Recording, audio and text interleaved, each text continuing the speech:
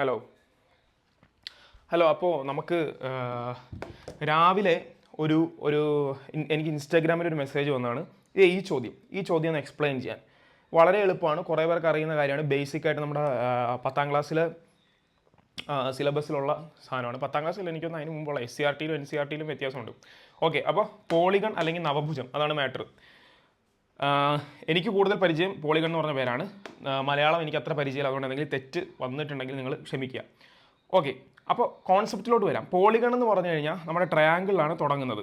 അതായത് 3 അതിൽ കൂടുതലോ ലൈൻസ് വെച്ചിട്ട് ഉണ്ടാക്കുന്ന ഫിഗേഴ്സ്. അപ്പോൾ ട്രയാങ്കിൾ വരും, സ്ക്വയർ വരും, പിന്നെന്താ സ്ക്വയർ വന്നു കഴിഞ്ഞാൽ പിന്നെ 5 പെൻറ്റഗൺ വരും, ഹെക്സഗൺ വരും, അങ്ങനെ അങ്ങനെ അങ്ങനെ അങ്ങനെ പോവും. സെപ്റ്റഗൺ, ഒക്ടഗൺ, നോണഗൺ എന്ന് പറഞ്ഞ് പോവും. ഭുജങ്ങൾ അതിനൊന്നാണ്. അയ്യോ, നവഭുജം അല്ല കേട്ടോ, മാറിപ്പോയതാ. ബഹുഭുജം പറയാൻ പോകുന്ന കാര്യം ബഹുഭുജം എന്നാണ്. ബഹുഭുജം എന്നാണ്. അയ്യോ, മൊത്തത്തിൽ കുളമായി. ഓക്കെ, എന്താണെങ്കിലും ബഹുഭുജം എന്നാണ് പറയുക. ബഹുഭുജം.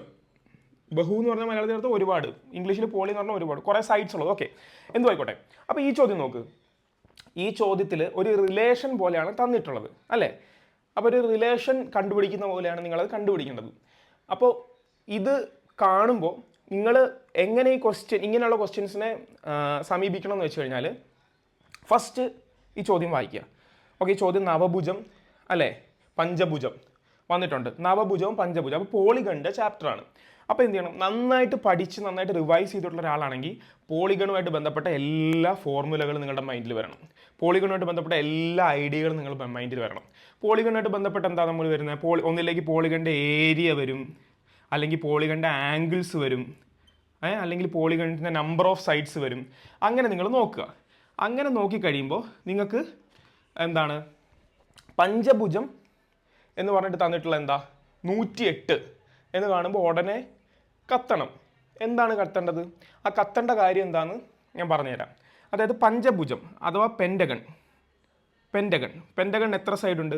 പെൻറ്റഗൺ 5 സൈഡുണ്ട്. അതുപോലെ തന്നെ എത്ര ആംഗിൾസ് ഉണ്ട്? 1, 2, 3, 4, 5 ആംഗിളും ഉണ്ട്. ഇനിയാണ് നിങ്ങൾ പഠിച്ച ഒരു പ്രധാനപ്പെട്ട കാര്യം നിങ്ങൾ ഓർക്കേണ്ടത്. ഏതൊരു പോളിഗണിലെയും ഏതൊരു ബഹുഭുജത്തിലെയും ഇൻറ്റീരിയർ ആംഗിൾസ്, അകത്തുള്ള ആംഗിളുകളുടെ തുക എന്ന് പറഞ്ഞു കഴിഞ്ഞാൽ അത് കണ്ടുപിടിക്കാനുള്ള ഫോർമുല എന്താണ്? n-2 × 180. ഇത് ഓർമ്മയുള്ളവർ ഒന്നും കൂടെ ഓർത്തോ, അറിയാത്തവർ എഴുതി വെച്ചിട്ട് പഠിച്ചോ. എല്ലാ ആംഗിൾസിൻ്റെയും തുക, sum of all interior angles ആണ് n-2 × 180 അല്ലേ? അപ്പോൾ എന്നിൻ്റെ സ്ഥലത്ത് 5 ഇട്ടേ. n 5 ഇട്ടാൽ എന്താ? 5 - 2 3. 180 × 3 വരും. എന്ത്? 0.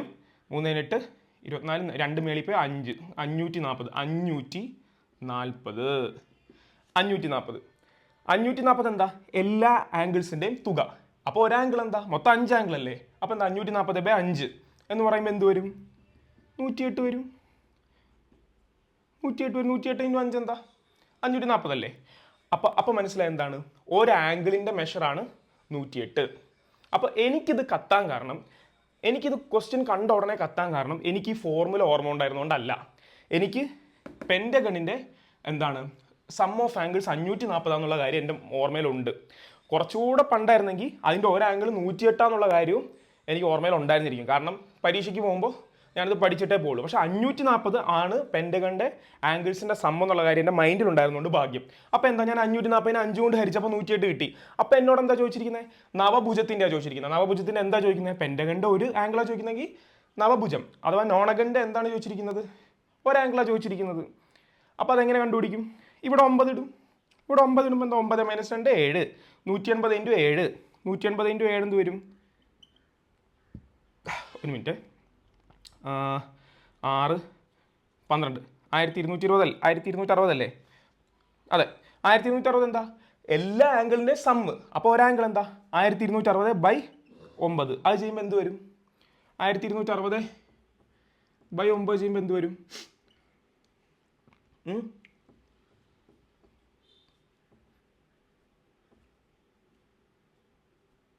അല്ലല്ല, സോറി, 140 അല്ലേ?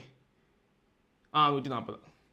0 ആദ്യം കെറ്റിയിട്ട് അതല്ല, 140 വരുന്നത്. 1260/9 ചെയ്യുമ്പോൾ 140 വരും. നോക്കിക്കോ, നിങ്ങൾക്ക് സ്പീഡി മൾട്ടിപ്ലൈ മനസ്സിലായെങ്കിൽ 0, 36. അപ്പോൾ എന്താ 140. ഓപ്ഷനിലേത് ഓപ്ഷൻ ഡി ആണ് ഉത്തരം. മനസ്സിലായി? അത് ഇങ്ങനെയാണ് കണ്ടുപിടിക്കുന്നത്. അപ്പോൾ ഫസ്റ്റ് ഓരോ സ്റ്റെപ്പായിട്ട് നിങ്ങൾ ഓർക്കുക. ഒരു ചോദ്യം ഇപ്പോൾ PSC ആണെങ്കിലും ഇപ്പോൾ SSC എഴുതുന്ന എല്ലാവർക്കും എല്ലാ ബേസിക് ആയിട്ടുള്ള ചോദ്യത്തിനെ നിങ്ങൾ സമീപിക്കേണ്ട രീതി എന്ന് പറഞ്ഞാൽ ഇപ്പം വായിച്ചോട്ടെ, മനസ്സിലായല്ലോ ഉത്തരം. അപ്പോൾ ചോദ്യത്തിനെ നിങ്ങൾ സമീപിക്കേണ്ട രീതി എന്ന് പറഞ്ഞു കഴിഞ്ഞാൽ ഫസ്റ്റ് ചോദ്യം വായിച്ചതിന് ശേഷം ചാപ്റ്റർ ഐഡൻറ്റിഫൈ ചെയ്യുക. ചാപ്റ്റർ അല്ലെങ്കിൽ ടോപ്പിക് ഐഡൻറ്റിഫൈ ചെയ്യുക. നന്നായിട്ട് ഒബ്വിയസ്ലി പഠിക്കണം. പഠിക്കാതെ പോയി കഴിഞ്ഞാൽ പിന്നെ പരിപാടി ഇറങ്ങില്ല. പഠിക്കാതെ പോയി കഴിഞ്ഞാൽ ചാപ്റ്റർ ഐഡൻറ്റിഫൈ ചെയ്യുന്നതിൽ സ്റ്റെപ്പ് നിൽക്കും. എന്നിട്ട് ആ ചാപ്റ്ററുമായിട്ട് ബന്ധപ്പെട്ട് നിങ്ങൾ പഠിച്ച ഫോർമുലകൾ മുഴുവൻ മൈൻഡിൽ ഇങ്ങനെ നോക്കുക. എന്നിട്ട് പെട്ടെന്ന് എന്താ ഇതുമായിട്ട് ക്ലിക്ക് ചെയ്യുക. എന്നിട്ട് എഴുതുക. ഇത് ഫസ്റ്റ് സ്റ്റേജ്. എന്നിട്ട് രണ്ടാമത്തെ എന്താ, സോറി ഞാൻ എഴുതിയില്ല, ഫോർമുല ഐഡൻറ്റിഫൈ ചെയ്യുക. ഏത് ഫോർമുലയാണ്, എന്നിട്ട് ഓപ്ഷൻസ് നോക്കി തീരുമാനിക്കുക. ഈ 3 കാര്യങ്ങളാണ് പെട്ടെന്ന് നടക്കേണ്ടത്. ഇനി ഒരു പടി കടന്ന് ഇപ്പം ഇതുപോലൊരു ചാപ്റ്റർ നിങ്ങൾ പഠിച്ചിട്ട് പോകുന്നുണ്ടെങ്കിൽ ഇപ്പോൾ എന്താ ഈ n-2 ഇൻറ്റു 180 എന്നൊക്കെ ഇട്ട് കണ്ടുപിടിക്കുന്നതിലും എളുപ്പം എന്താ, ഈ വീട്ടിൽ ഇരുന്ന് പഠിക്കുമ്പോൾ തന്നെ n-2 ഇൻറ്റു 180 ഇട്ടതേ എല്ലാത്തിൻ്റെയും പഠിച്ചിട്ട് പോവുക. ട്രയാങ്കിളിൻ്റെ പഠിക്കുക, സ്ക്വയറിൻ്റെ പഠിക്കുക, പെൻറ്റഗണിൻ്റെ പഠിക്കുക, എല്ലാത്തിൻ്റെയും പഠിച്ചിട്ട് പോയാൽ നിങ്ങൾക്ക് അത്ര എളുപ്പമായില്ലേ. ഇപ്പോൾ എനിക്ക് ഇതിനകത്ത് പെൻറ്റഗണിൻ്റെ ആംഗിളിൻ്റെ സമ്മ് 540 മാത്രമേ അറിയുള്ളൂ അല്ലേ. അതുകൊണ്ട് എന്ത് വേണ്ടി വന്ന് 540 എന്താ 5 കൊണ്ട് ഡിവൈഡ് ചെയ്യേണ്ട ഒരു എക്സ്ട്രാ സ്റ്റെപ്പ് ഞാൻ ചെയ്യേണ്ടി വന്നു. അതേസമയം പെൻറ്റഗണിൻ്റെ ഒരു ആംഗിൾ എന്ന് പറഞ്ഞാൽ എന്താ പറഞ്ഞത് 108 മാത്രമാണെന്ന് അറിഞ്ഞിരുന്നെങ്കിൽ എനിക്ക് നേരെ എന്താ നവഭുജത്തിൻ്റെ ഒരേ ആംഗിൾ ഞാൻ പഠിച്ചിട്ടുണ്ട് വീട്ടിൽ, എന്താ 140 ടിക്ക് ചെയ്തങ്ങ് പോവാം. മനസ്സിലായില്ല? അതുകൊണ്ടാണ് ഞാൻ എപ്പോഴും നമ്മുടെ ഫോർമുല റിവിഷൻ സീരീസ് നിങ്ങൾ സ്ഥിരം പോയി കാണണം.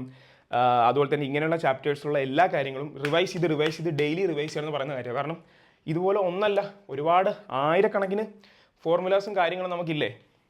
അപ്പോൾ ഏകദേശം ഇതെല്ലാവർക്കും മനസ്സിലായല്ലോ. ഇത് മനസ്സിലായതിൻ്റെ കൂടെ എന്തുകൊണ്ടാണ് നമുക്ക് ഈ കാര്യങ്ങൾ അറിയുമെങ്കിലും ചില സമയത്ത് ക്ലിക്ക് ആവാത്തതിൻ്റെ എന്നുള്ള എൻ്റെ ഒരു അനാലിസിസ് ആണ് ഞാൻ പറഞ്ഞത്. നിങ്ങൾക്ക് വർക്ക് ആവുന്നുണ്ടെങ്കിൽ നിങ്ങൾ എടുക്കുക, ഇല്ലെങ്കിൽ നിങ്ങളുടെ സ്വന്തമായിട്ടുള്ള സ്ട്രാറ്റജി ഡെവലപ്പ് ചെയ്യുക. ഓക്കെ. അപ്പോൾ ഇതുപോലെ എന്തെങ്കിലും സംശയം ഉണ്ടെങ്കിൽ എന്നോട് ചോദിക്കുക എല്ലാവരും. എന്നെ കൊണ്ട് കഴിയുന്ന മുറയ്ക്ക് ഞാൻ അത് ഡൗട്ട് ക്ലിയർ ചെയ്യുന്നതായിരിക്കും. Okay, all the best.